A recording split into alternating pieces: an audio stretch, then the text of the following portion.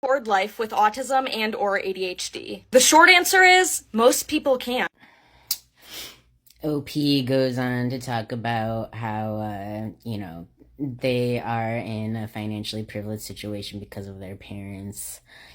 And that's great that they highlight that and talk about that. But the majority of people with autism, autistics, and people with ADHD don't have that privilege. And so, how do people like me afford to live in a world where we require about 30% more income just to survive? Well, I know a lot of people with my disability who don't really survive. They just fall through the cracks. And I myself have been like this close to falling through the cracks the majority of my life, but I've been extremely lucky and extremely blessed, in a way.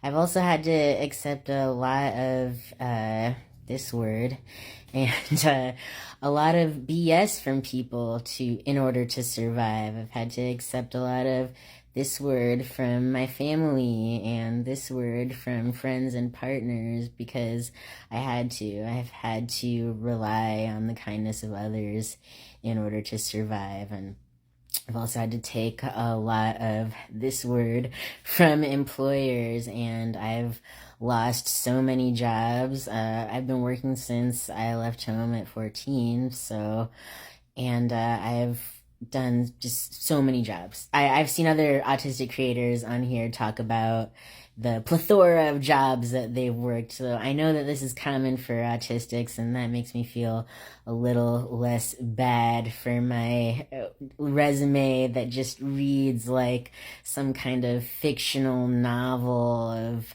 a charlatan who roams from town to town taking odd jobs for people. I don't know.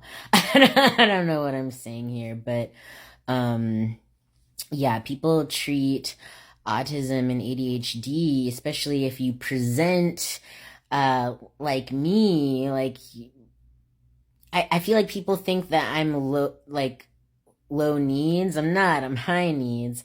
I feel like people seem to think that this is not a real disability, and that is far from the case.